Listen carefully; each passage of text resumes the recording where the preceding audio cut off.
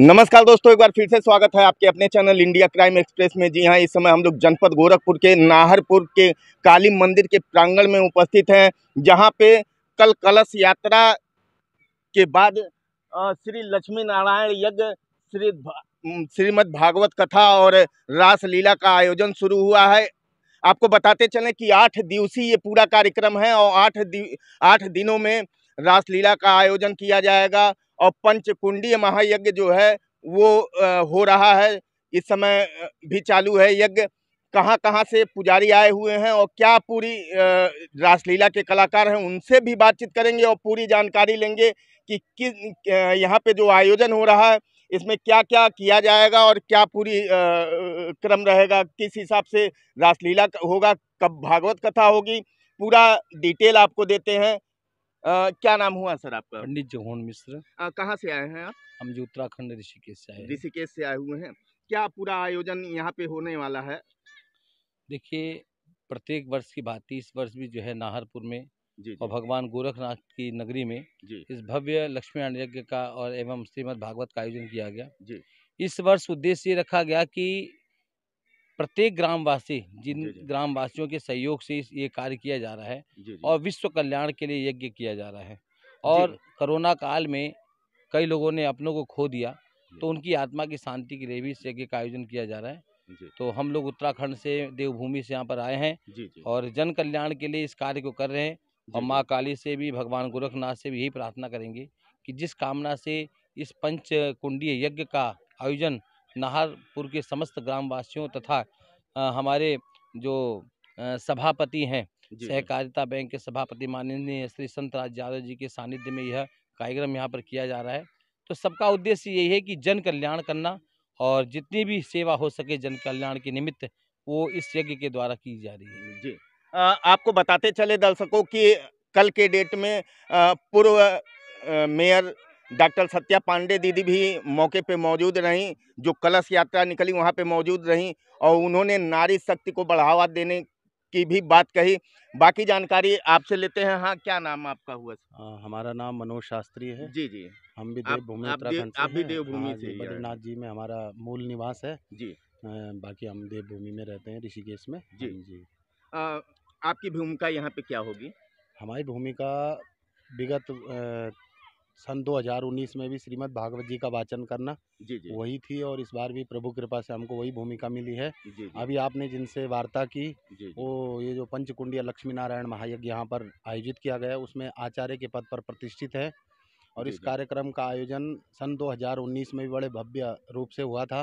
रासलीला के लिए विशेष करके जी यहाँ जी का जो सबसे इंटरेस्टिंग प्रोग्राम है वो रासलीला का होता है। रात्रि में 8 बजे से 11 बजे तक पूरा ये पंडाल जितना भी आपको दिखाई दे रहा है जी जी खचाखच पूरे ग्राम नगर वासियों से भरा रहता है। जी और सब लोग भगवान की लीला का दर्शन करते करते दोपहर में भगवान की कथा को श्रवण करते हैं जी और जी रात्रि को उसी कथा की जो लीलाएं हैं वो झांकियों के माध्यम से उनको दर्शन कराए जाते हैं। जी और प्रातःकालीन की बेला में 7 बजे से लेकर के 1 बजे तक प्रतिदिन जी जी 7 दिन तक जी यहाँ पर श्री पंचकुंडीय लक्ष्मी नारायण महायज्ञ होता है, जिसमें कि हमारे जो मुख्य अच्छा, यजमान हैं। भागवत कथा जो श्रीमद् भागवत कथा हो रहा है उसका समय क्या निर्धारित है? श्रीमद् भागवत कथा जी का समय वैसे 2 बजे से 6 बजे तक रखा गया है। जी दोपहर 2 बजे से प्रारंभ और होगा। ये जो हाँ। रासलीला जो रासलीला का रात्रि में 8 बजे से 11 बजे तक और जी यज्ञ जी का सुबह 7 बजे से लेकर के दोपहर 1 बजे तक। जी ये पूरा दिन का जो है कार्यक्रम है। और इस कार्यक्रम में किसी का भी कोई अपना हित नहीं है। जी जी इस कार्यक्रम के जो मुख्य ऑर्गेनाइजर हैं, जो इसका आयोजन कर रहे हैं, हमारे आदरणीय राज्य मंत्री का जिनको दर्जा प्राप्त है, जी जी ऐसे श्री संत राज यादव जी, जी जी उनके सानिध्य में ये कार्यक्रम हो रहा है। और बाकी पूरे ग्रामवासी जितने भी इसमें समिति बनी हुई है, मानस प्रचार समिति, उस समिति के जितने भी अध्यक्ष, महासचिव, मंत्री और सचिव इत्यादि हैं, पूरे ग्रामवासियों का, बच्चे से लेकर के बुजुर्ग तक सबका सहयोग मिलता है। सब जी लोग जी अपनी सामर्थ्य के अनुसार तन से, मन से, धन से इस यज्ञ में, इस कार्यक्रम में लगे रहते हैं। और हम भी भगवान से यही कामना करते हैं कि प्रभु जिस भी भावना से जो मानव आपसे जुड़ा हुआ है, कोई यज्ञ के बहाने जुड़ा, कोई रासलीला के बहाने जुड़ा, कोई कथा के बहाने जुड़ा, बस उद्देश्य केवल यही है कि इस कलिकाल में मनुष्य को भगवान की तरफ मोड़ा जाए। जी यज्ञ करने का भी उद्देश्य वही है, कथा सुनाने का, रासलीला दिखाने का, कि जो आज के समय पर आपका और हमारा मन है प्रत्येक मनुष्य का जो मन है वो मन बड़ा चंचल हो चुका है। चंचल तो मन वैसे ही होता है, जी लेकिन वो इस समय के अनुरूप जो है और ज़्यादा उसमें चंचलता आ गई है, व्यग्रता आ गई है। उस चंचलता को समाप्त करने के लिए और इस लोक से परलोक में जब हम जाएँगे, देखिए एक महापुरुष ने कहा है कि माया के ओ पुजारी तुझे आगे की भी खबर है, इस घर को छोड़कर तेरा एक और भी घर है। जी हमारा ये वास्तविक घर नहीं, हम इस संसार में किराएदार की तरह रह रहे हैं। जी लेकिन हमारा जो वास्तविक घर है वो प्रभु का द्वार है।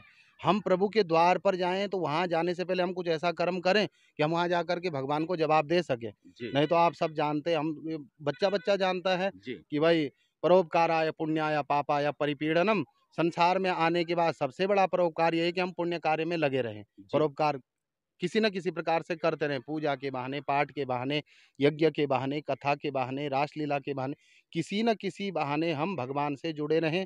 और ये इतना पवित्र स्थान है, इतना सिद्ध स्थान है जहाँ पर ये कार्यक्रम हो रहा है। जी भव्य जो है आप अभी दर्शन करेंगे। जी काली माता का जो मंदिर है, जी वो जी प्राचीन मंदिर है, स्वयंभू जो है मंदिर है। आप ये मान लीजिए कि यहाँ पर जो भी मनुष्य अपनी कामना का माँ के आगे बखान करता है, माँ उसकी इतनी, कामना पूरी हाँ, होती है। इतनी करुणामय, इतनी कृपालु मैया है कि वो उसकी कामना को पूर्ण करती है। तो ऐसे पवित्र स्थान में ये धार्मिक आयोजन से अगर हम जुड़ें, तो निश्चित ही हमारा ये लोक तो सुधरेगा ही सुधरेगा, परलोक भी परलोक में भी हमको सुधरेगा। शांति की अनुभूति तो होगी। हमसे बात करने के लिए बहुत-बहुत धन्यवाद। जी, आपको बताते चलें कि वृंदावन से जो कलाकार आए हैं, उनसे भी बातचीत करेंगे। जिस हिसाब से पंडित जी ने बताया, उस हिसाब से ये यज्ञ का जो आयोजन हो रहा है, ये महायज्ञ का जो आयोजन हो रहा है, ये मानव कल्याण के लिए और पूरे विश्व के कल्याण के लिए हो रहा है। वीडियो में आगे बने रहें, वृंदावन से के कलाकारों से भी आपको मिलवाता हूँ। तो वृंदावन से आए हुए कलाकार जो रासलीला करते हैं उनके पास हम पहुंच चुके हैं और इनसे भी बातचीत की जाती है कि आज किस चीज़ का मंचन ये लोग करने वाले हैं और वृंदावन में कहाँ के रहने वाले हैं, इनसे पूरी जानकारी लेते हैं। क्या नाम हुआ आपका? राधे राधे जी। राधे राधे। हमारा नाम भुवनेश पाठक। जी जी वृंदावन से हम लोग आए हैं। जी वृंदावन परिक्रमा मार्ग पानी घाट, जी जो पानी घाट स्थल है भगवान का, जी जी वहाँ से हम लोग पधारे और उसी के पास में हमारा गुरु स्थान है। और गुरु स्थान को आप लोग भी जानते होंगे, सुदामा कुटी। जी जी तो नाभा पीठाधीश्वर जो महाराज श्री हैं, उनसे हम लोग दीक्षित हैं। और जो अपनी संस्था है, अपनी तीसरी पीढ़ी रासलीला में चल रही है। जी तो हमारे पहले दादाजी चलाते थे, उसके बाद में पिताजी, आप दर्शन कर ही रहे हैं, जी उसके बाद में फिर हम संभाल रहे हैं।